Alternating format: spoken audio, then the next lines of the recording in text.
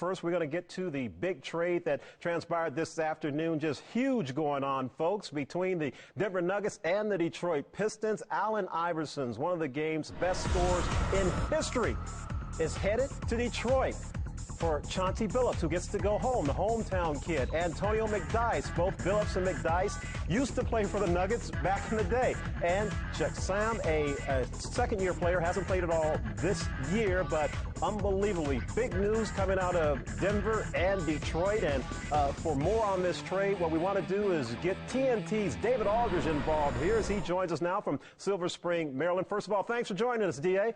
Oh, you know, Drew, I wouldn't miss you on a day like today now. I got to tell you, unbelievably big, as we said, but tell me, why now? Why does this trade happen 2 games into the season? That's a good question. You know, Denver was starting to get a little antsy. I think they looked at their team and saw that it wasn't going to be what they had hoped it would be this season. Obviously, after getting rid of Camby in the offseason, they had some adjustments to make. And they needed a point guard. They needed a guy that could come in and kind of get the ball to Carmelo Anthony, get the ball to some of their other players. Allen is a very good passer at this point of his career. I still don't think he's a point guard. I'd be curious to see what Eric Snow feels like because he played with him for many years in Philly. But I know what Denver was doing that. They had to get rid of some contracts. They were right up against the luxury tax. Allen's making about $19 million this year, third most in the league. They wanted to do that. Detroit, hey, you saw Joe Dumars. You heard Joe Dumars after they lost in the conference finals last year. They was going to blow that team up. He did not like the way they played in that series.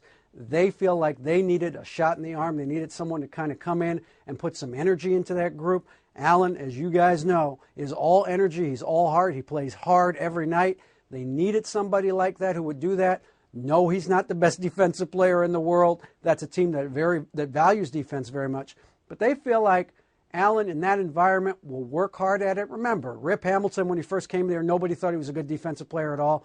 Nobody thought Chauncey Billups was a good defensive player when they first got to Detroit. They became better defensive players. They're hoping Allen can do the same thing. Well, D.A., as we know, money matters all the time, so let's kind of stay on the Motown sound of this part of the deal and talk to me a little bit about the financial aspects of what's going on.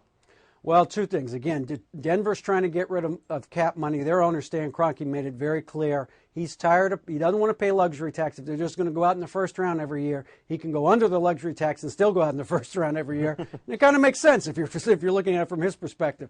So they dumped Camby's salary. They got rid of Iverson's salary. They take a little less back with Billups. They also get Antonio McDyess. We could probably talk about him a little later.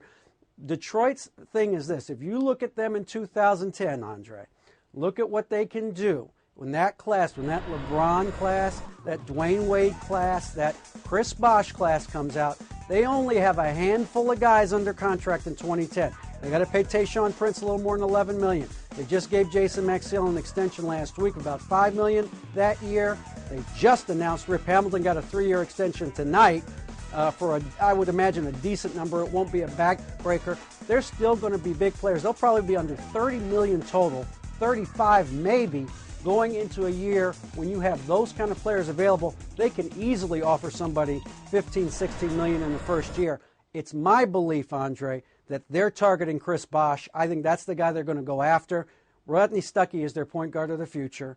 He knows, they're committed to him. He's going to be their guy. They just gave Rip Hamilton an extension. They're very happy with Tayshaun Prince and the all-around game that he provides. What they've needed is a big to replace Rasheed Wallace. And I think Joe Dumars, he whiffed on Chris Bosh a few years ago when he took Darko Milicic with that second pick in that 03 draft. I don't think he's going to whiff again. I think he's going to really try to get Chris Bosh in 2 years.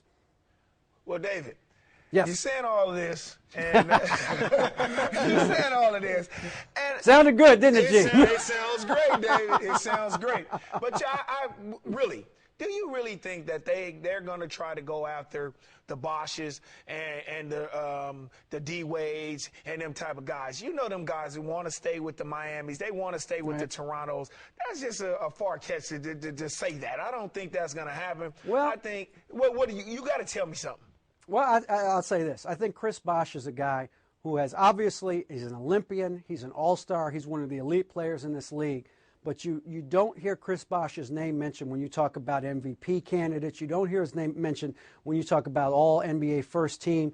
And I think, again, the perception, I'm not saying it's right, Gary, but you know the perception is Toronto, it's not in the U.S., and so he loses out on some things that a lot of players who play in the U.S. Get. And I think recognition might be one of those things. So, and look, this now. Money talks. Now, they're going to have some money to throw at him, a big check to throw at him. And, people will play wherever that check clears. And whether it's Cleveland with LeBron or somewhere else, they'll go with him. Now, that 15th and 30th, if that check clears in the bank, he'll play in Detroit now. So don't get it twisted. You know that now. So, I mean, he'll play in Detroit and it's not like they won't have any talent to surround him with. So I think that's the guy that they're going to try to get in a couple of years. Sure, they'll take a look at LeBron, but LeBron, look, everybody that has cap room is going to go after LeBron. So it's going to be LeBron picking a city as opposed to anything else. Dre, how you doing? Eric Snow. What's happening? My question is, I know that I'm a big fan of Allen Iverson. You know that, yep. but Yep. I wonder, what do you think? Do you think this is a one-year thing for Detroit? Maybe a two-year thing? Or if Allen Iverson is a free agent, do they keep him, sign and trade? Question. If you do that, then it's a year in between that 2010. Right. No, that's a good question. A very good question, Eric. I mean, I don't think they know yet. I think they're going to look at this year. They're going to see what Allen brings to them. If he still has the ability to kind of lift the team. One of the things that they're excited about is they think that this is the most talent that Allen's ever gotten to play with in his career in terms of across the board, the depth that they have on that team this year. They feel like this is as talented a team as he's been on, and so they're excited, and they think he'll be excited about playing with that group, and they want to see what he does with that group. Now, they could remember, you're right, he is a free agent, but Allen's made so much money. I think they're hoping that, like Kevin Garnett, he'll take a little bit less than he could take on a max deal if he likes it there and wants to stay there. Allow them to have some of that flexibility going forward again in 2010 to really be a player to go after some of those other free agents.